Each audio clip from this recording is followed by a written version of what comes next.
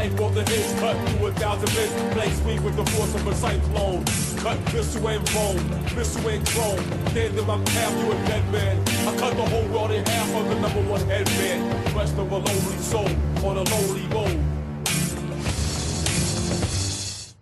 Episode 164. Our second episode of 2024, guys. Anime podcast. I'm JD. You're Tori. You're Hickey. We just had a probable topic to start off the podcast, but we decided to not record it for whatever reason. So instead of just regurgitating that and being all sad, Hickey, you got some cliff notes over that topic? Please honor your contracts. It's always important. Someone might kill themselves over it. Oh my god, so morbid. Morbid cliff notes. Oh my Jesus. I mean, yeah. Yeah. But it's true. So if I was listening correctly, a manga author ended up committing suicide because her adaptation was not faithful and the company kind of went F off with it. Pretty much. Yeah. And she started a discussion online that got very heated, and it wasn't her opinion. So she was already down, and she kind of, I think, took blame to everything that was happening. Even though people were siding with her, it wasn't a point of having people siding. That wasn't the point. It was just her explaining her side, and the scriptwriter as well just explained her side. There was no bad blood. It's things that happened, but she was definitely very depressed because it was her masterpiece, as far as I understand. What was the name of the manga / show? The manga, Sexy Tanaka-san. Well, that's a title. The story is good. It's josei. It's basically a I understand that. It was just that title. It's what could it possibly? I was almost expecting a really tragic story or something like that. So I was like, what kind of deep title is going to come up? Sexy Tanaka-san. It's okay, not the first thing that came to mind. But it wasn't going to be my first guess. All 10 episodes had the rating of above 5% on TV. So it was quite popular. Who's got the rainforest in the background going? Tori, clearly it's you in the middle of winter in Norway. Yeah, you got me. Yes. Let the little birds alone, dude. I will not. They're little on my car and stuff. I hate them. They are. When you say little, do you mean little for me or Yeah, they're little. They're small birds. Leave the pterodactyls outside my window alone. Sparrow size. Okay. Okay. I like the idea of you having pterodactyls outside your window a lot more. There are some eagles from time to time. They try to rub the rubber that isolates the windows. So they just come in and fucking destroy your window frame and poop on it and go away. Those pieces of shit. Gotta build their nests, man. Yeah, exactly. And we cannot do anything because they're protected. So we say, they nested in your building. There's nothing you can do. Yeah, slap some rat poison on them. Shit's on my building's protected, bitch.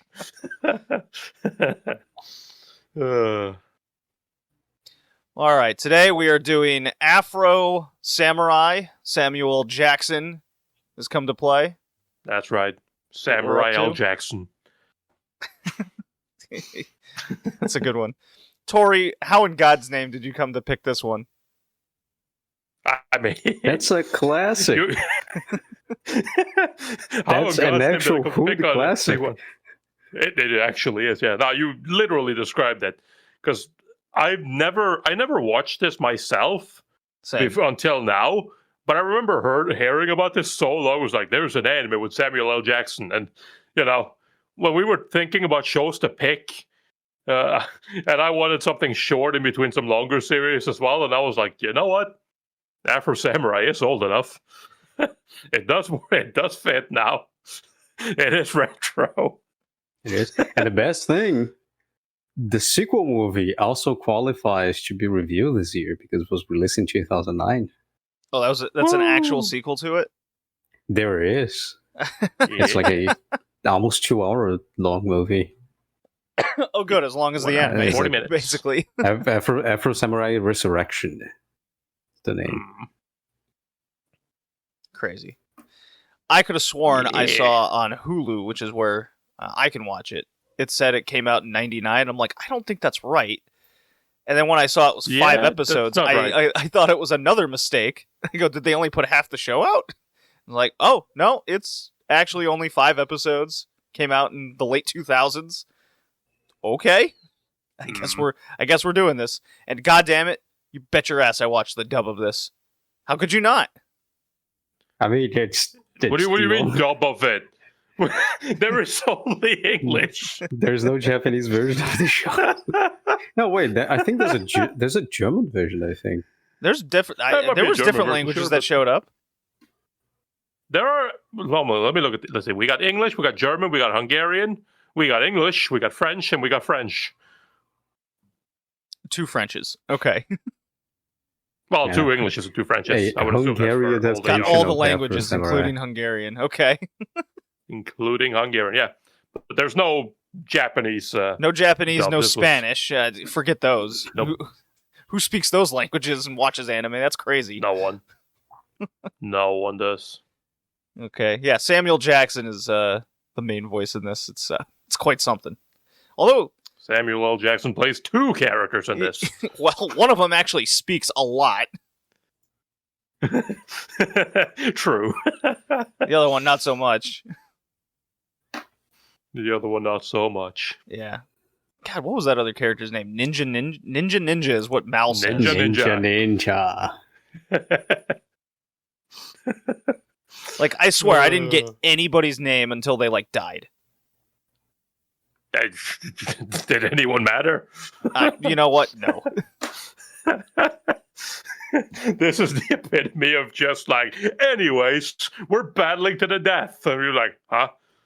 Wait, hold on. Am I are we starting in the middle of something? I feel like we're in the middle of something. God. Did we just... okay. How about bog this? Standard revenge story. Yeah. Did we just jump into Afro Samurai right now? I mean, unless we got something else to talk about, we can do that. I mean, unless people want to hear my diatribe over me trying to defeat Final Fantasy 16 in its ungodly amounts of time with nothing to do in it, sure. All right, Afro Samurai. Afro Samurai. Here's the drop. Got to the boring version of the boring part of the. Yeah. No. I'll play the drop. Cowboy Bebop drop. We haven't done that in a while. Here we go. Okay, 3, 2, 1, let's jam. All right, nice and short. So we're 8 minutes into this podcast. Afro Samurai. Tori, give us the introduction. Who did this? When? The whole deal. So yeah, Afro Samurai is a 5-episode TV series from 2007, spring 2007, by Studio Gonzo, based on a manga. Shit company. It has Samuel L. Jackson in it. That's the most important thing.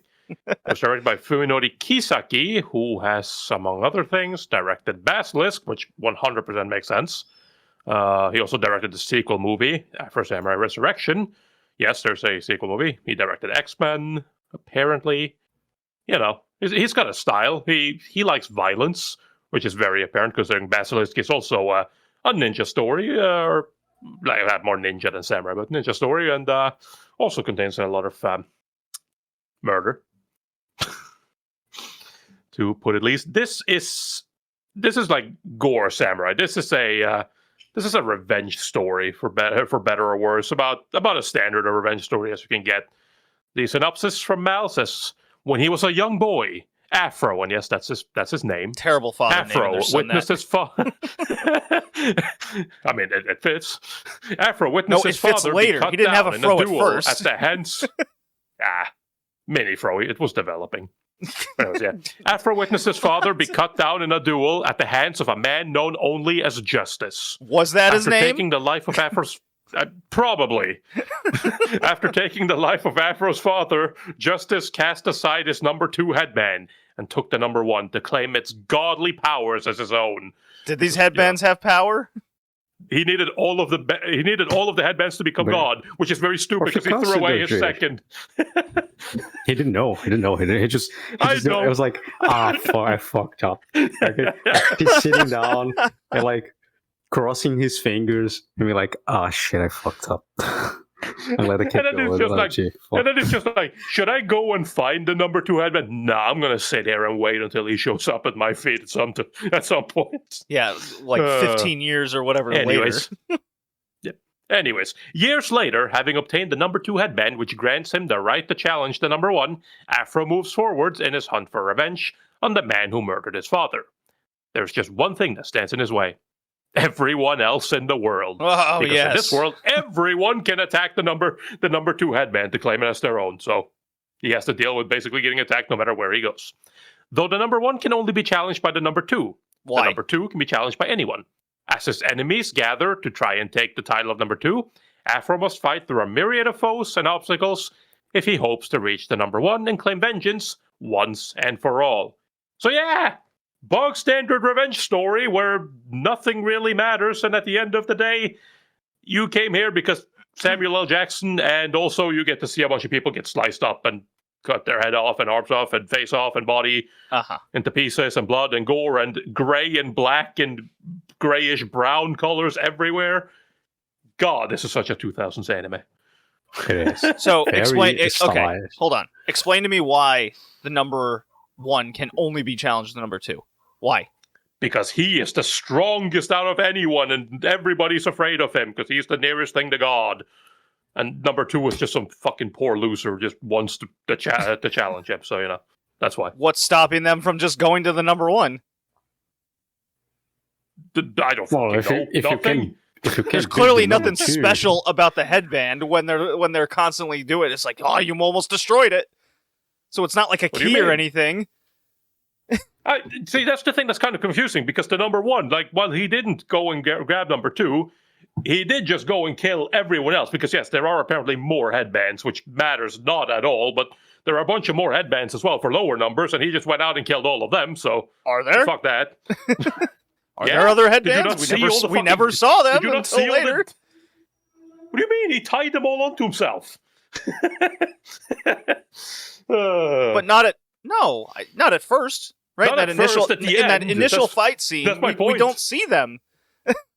Yeah, he only has number 2 at that point. It's later when he learns that he needs all of them to become God. He's like, and then instead of going and hunting number 2, he's like, let me go all the way down through the list and go from like the lowest number to like number 3 and grab all of those.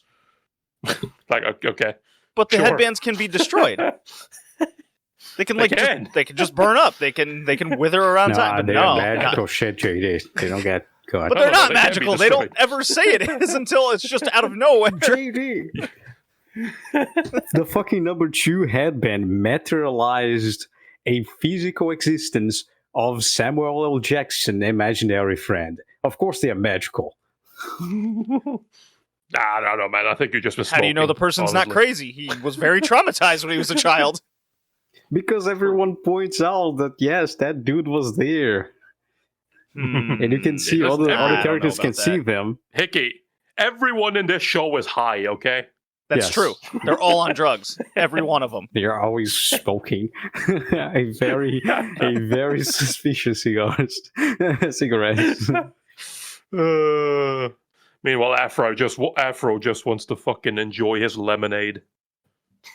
That could also be drug-induced, as we discovered. I mean, it could be, but consider the fact that he just gets it from anywhere. Actually, yeah, no, it could be. Or, because the first time he had lemonade and everyone thought it was gross and sour, he's already seeing, like, ghosts and shit. So he drinks the lemonade to possibly get rid of the ghosts in his head. Yeah, but it doesn't work, though, so. Well, he thinks it is, and refreshing. It's He very does think it's refreshing. refreshing. True. A glass of cold. It is lemonade. one Always of does the wonders. best looking lemonades I've ever seen in anime. I don't know, it could For have been no piss reason. juice out of that old woman Yeah, who was for no serving reason. it. I don't know why they made the lemonade such a appealing, delicious thing to look at. So that you would feel bad when that giant dude came and smashed it. But we didn't know to feel bad until later. He smashed the lemonade and Afro sent him headfirst through the wall. You know, I think that's justice. It's very fair, because the guy was going to come at him. It was self-defense. Yep. Now, fuck that. He hurt his lemonade, man. You did? Don't do okay. that. You don't hurt him. Mr. Afro did have a fancy crazy straw to go with the lemonade. That's so dumb, too. He pulls that out and puts it in there, and everybody's like, nice. Nice Like, straw. That's cool. What? This show is so dumb. I kind of love it. God, and then I'm watching... Yeah, it was the next episode because he gets poisoned by a random dude with Gatling guns and shit. Gatling arrow gun. And... Gatling arrow gun. Random woman is nursing him back to health. Heavy sexual tension. And meanwhile, we got dude following him around, also voiced by Sam Jackson. Mr. Sam Jackson. Yep. And he just said, Jackson. "You want to get your freak on, motherfucker? Go do it. Hit that shit." He's like, "Shut up." Okay. You don't do it, I do it. You don't do it, I will fuck her. It's like, good God. Okay. Very, very Listen, true to man, his he's word. a great wingman. Yeah. He's a great wingman. What do you mean? So I'm like, why is this woman nursing him back to health? Oh, we find out she's for this like cult organization. Also, most definitely on drugs. And Hell yeah. turns out she's a childhood friend, but the objective, of course she's a childhood friend, changed her name and everything. She's being blackmailed, I guess. Find that out later. And her objective with a flip phone, circa mid-2000s, very appropriate, probably Nokia, and she's recording... Yeah, I think it's a Japanese flip phone. You think it was a Sony Ericsson? Probably. Okay. She's recording his fighting style in order for them to take the SIM card of it to put it in a robot that they made to be exactly Afro Samurai.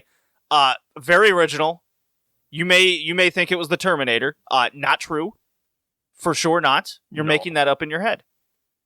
Did the Terminator have a cool afro? I don't think so. True. Maybe half of one at one point, Yeah. No. and then it was just a robot bouncing around and has lasers and shit. Yeah, but it did everything that Afro could. It knew all of his moves before he even made it. You know? Yeah, they fought on a bridge, Yeah. and the bridge was destroyed, and there was epic music. By the way, music awesome. Wu-Tang Clan, let's go. Yeah, yeah. Or no, it was just one guy of the Wu-Tang Clan, I think. Right? RCA, right? Yes. Am I crazy? RCA. No, you're not crazy. RCA was in it. RCA did the music. That's right. De facto leader of the Wu-Tang Clan. That's probably why I thought it was the whole clan. Anyways. Yeah, no, only one guy.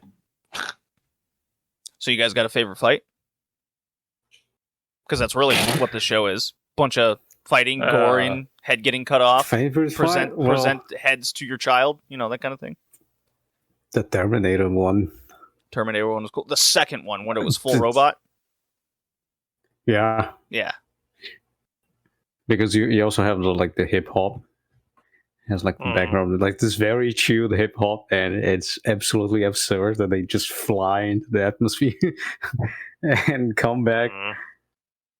You know, he's preparing his ultimate attack, and just the sword comes down and just kills him. And then Samuel L. Jackson says, "Oh damn, he blew his his blew his load, dude. That much of good, dog." It's like, oh shit. Holy shit. But I also like the fight with the Brother 3, although it's not a fight. Brother 3.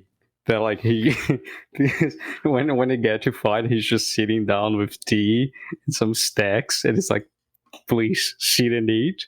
And then you realize throughout the series that brother number 3 is not interested in anything that's happening. He's always listening to music. He's always got his back towards the action. He's just oblivious to what is happening. He has no idea what the organization is doing. He's just there, dude, living his life. Then this guy comes to the house and is like, "Oh, nice, I need you, show hospitality to our guest." And then he's the only one that survives, but then, like, he doesn't realize what the fuck the other brothers are doing. That dude's my hero. That's the guy I strive to be in life. I just tune the rest of the world out. I don't give a fuck.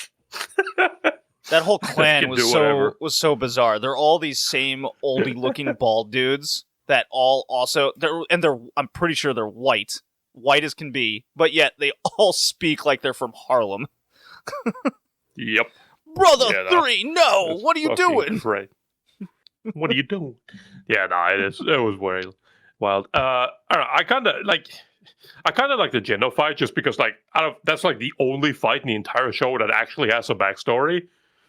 It's like, yeah, I'm in. Cool. So I was like, yeah, he's actually got a connection to this dude. Everybody else just kind of, they just kind of exist. the reason for the fight is like so dumb. Oh yeah, it is. It was like, it's all your fault. It's like, no, everyone died not because of Afro. Everyone died because of you. Yeah. Master said, take everyone and leave. And then you decided to attack and kill and got everyone killed. Geno is at fault and you just projected into Afro. So, like, it's super dumb. All right, I have to give... I never stopped crying. We have to give the explanation of what happens to this guy, Geno. So he's a childhood... friend? I don't know. Maybe that's a loose term. Because Family. Brother. He is family. Sure. Foster brother. Well, okay, so after Afro's father's killed, he's wandering. Bandits kick the shit out of him, basically to death, and then Afro is taken in by a martial arts foster orphanage deal, in which there's a bunch of other kids. One of them's Geno. What tragically happens to Geno, Tori? Well, so, I mean, obviously, the Swordmaster is actually secretly the number 2. And, after wanting revenge, he then finds out. He asked them at the end, and they kind of have to fight, or want to fight, and the Swordmaster kind of just wants to show him, like, what life is actually like. Because, obviously, as they're about to fight, a bunch of people show up, and they're going to kill them, because that's what it's like being number 2. And Geno, instead of taking everybody away like he was supposed to, he shows up and he's like, "What are you doing, Afro? Why are you fighting Swordmaster? You can't do this. Do you prefer revenge over us?" And blah, blah, blah, whatever shit. Yes. And they basically just end up having a fight, and, everybody starts dying, and Geno gets fucking murked hard and gets thrown off a cliff and gets picked up by this fucking crazy maniac who sees him, and he is very, very fascinated by all his injuries. Who should be dead, but I can fix him. I'm good at this. So he does a bunch of fucked up surgery on him and just fucks him up completely and turns him into this, like, fucking fighting thing, so that he can now go and take on Afro, the number 2, to get the number 2 headband. Shit. But he doesn't care. He only wants revenge. I like he this. Only wants revenge. I like He's this only doing it for Afro. I like this mal-description of Geno. You ready? Fate destines that Genosuke gets horribly disfigured and trapped in the powerful and twisted mechanical teddy bear helmets. With his 2-sword technique still intact and even further enhanced by his cybernetic implants, he's nearly unstoppable. God. Nearly.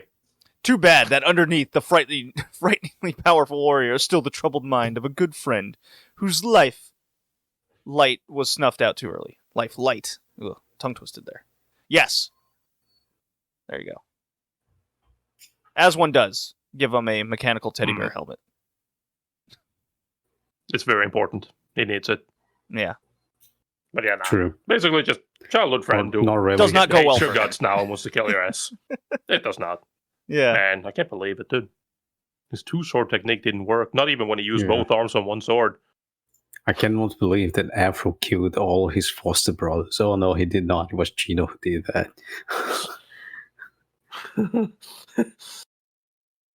Can't help anything. Like, And then his imaginary friend dies. true. He just took a blow for absolutely no reason, but you know what? Good on you. I thought you're not gonna make it, motherfucker. Oh, man, Ninja is the best character on this show. Fucking He is constant- literally all of us sitting there watching, being reacted like, no, don't go over there. What? The shit's dangerous. Can't you see this brother injured? Give a man a break. You're trying to get yourself killed. God. Just a constant side commentary character. It does make it funny. It does. Yeah. I mean, Yeah, again, Afro doesn't say anything, so yeah, it fits the tone of the show because again, this show does not take itself seriously at all. Oh, what? No, come It is on. not trying to take itself seriously. Where do you get that idea from? No, it's Uh. super serious, man. True. Yep, very much. That's why they very much cared about giving everyone proper names like Afro Samurai and Ninja and Justice and fucking Swordmaster and Brother 123 going up. Very, very serious. They were very attached to these characters. So what'd you guys think of so it's 5 episodes. Was there enough setup for this nonsense, or was it acceptable just to see the dad get I mean, I liked the opening fight scene. I was like, okay, head gets cut off, presented to his child, let's go. I'm into that. Mhm. Was that enough to get going? I mean, like, it definitely sets the tone. Like, you kind of just get into it immediately. That's it. Like, it's a little strange because you're like obviously it's not complicated to understand. That's not really the problem, but it is like you're like, oh, okay, so like this is a revenge story, and then it gets going, and it's like, oh, okay, I see. It's like it's basically just the base definition of a revenge story. yeah, there's no If you deviations. needed to There's look no up afterthoughts. yeah. No, and even Everything. when they If you try want to to do look up revenge story backstory, in the dictionary, Yeah. If you wanted to look up a revenge story in a dictionary, they would just point you to this show, be like, that's a revenge story. well, the thing is, Yeah. what bothered me at times, even though it's absolutely ridiculous and it has all the right to just do that, the order in which events were told, I'm like, why are we doing this after the fact when this shit like already has happened and I've been confused for the last 15 minutes? Okay, I get that it makes sense now, but in the moment I was just going, I don't know who this person is. Why do I care? And then they tell me later, backwards. Yeah. I think it was backwards. I mean, I don't know. It's kind of standard. Could they have done things in a different order? Yes, but I feel like the only problem with that is like this is very short and it needs a hook, and the backstory stuff is not a hook. So, Yeah, Well, no, especially violence because is the it's hook. completely useless. yeah. Because it's like, oh, he has a new family now. No, he doesn't. He only cares about revenge. So, what's the point of showing them building up the relationship if it doesn't matter anything except to show that Afro can hesitate and he's soft inside, like Justice said.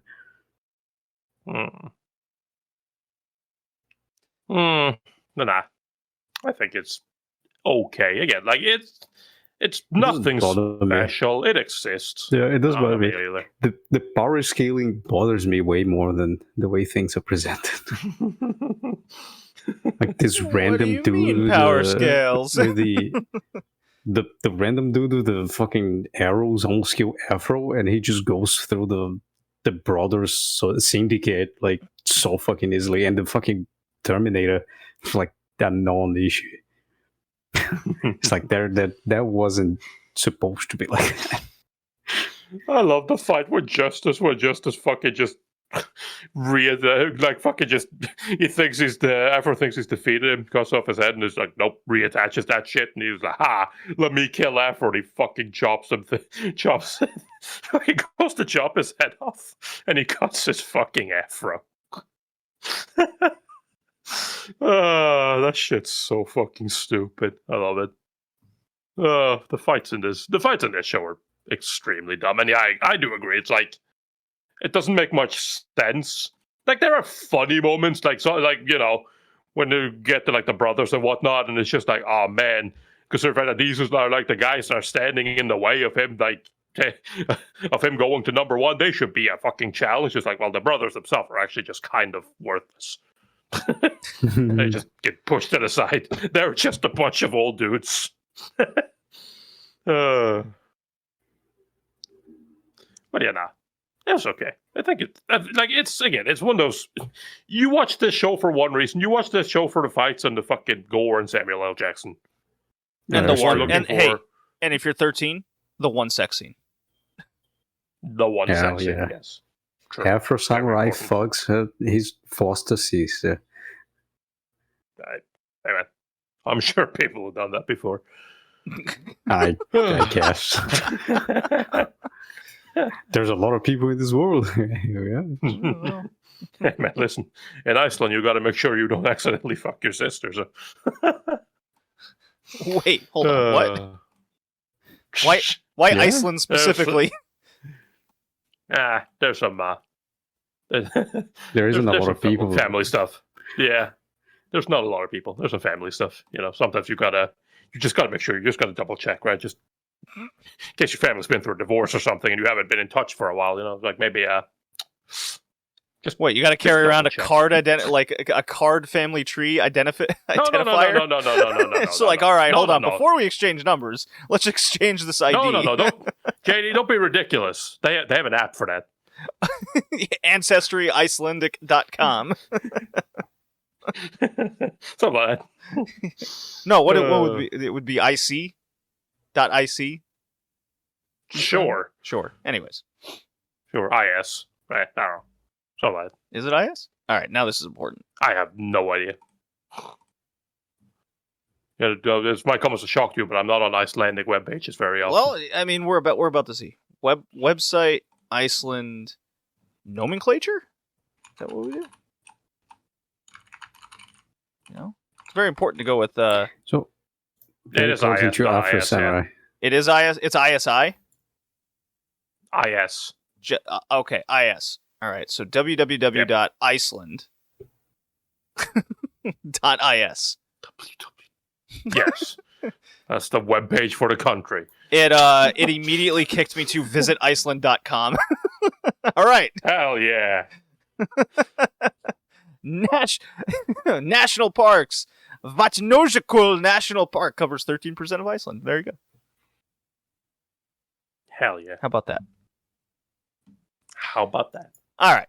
I give Afro Samurai the bringing back the 1980s OVA violence props 6 out of 10. Ooh. 6 out of 10, huh? 6 out of 10. Yeah. I mean, I am definitely going to have to agree with you on that. Like, for as fun as it is, it's definitely not very good. So it's kind of hard to like give it a high score. But it's not average. But yeah, I think like it's better than average. It's entertaining, right? Like you have to be like, you know, unless you're like very averse to like violence and anime and stuff like that. Like I'll find it hard to believe that people will not have or sex. No one's averse to sex, Hickey. Get out of here. No, I don't know as well that, dude. But yeah, it's just heterosexual sex. People watch this and don't have fun. Like don't have fun with it. Just the silly concept of it. Again, dude, it's Samuel L. Jackson. Samuel L. Jackson in an anime. Like it's just, you know, like come on. Got to have a sense of humor. So yeah, 6. I think. If you would like to have Samuel Jackson narrate a 90s OVA to you, this is the thing. A truly one-time experience. So what are you scoring it, Hickey? Tori and I gave it a 6. What do you got? I'll give it a 6 as well. Hey, 666 for Afro Samurai. Woo! There isn't I much thought I was going to give it a 10. Damn, dude. Man, this one is true nostalgia. I remember watching this on MTV with subtitles, and it was the last cartoon before the soft porn started.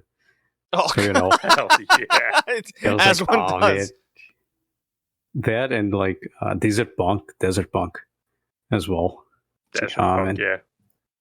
So I remember like watching it as this kid and be like, oh, I need to be very careful to not sleep into the fucking soft porn, or else I'm gonna get fucked. I don't want that.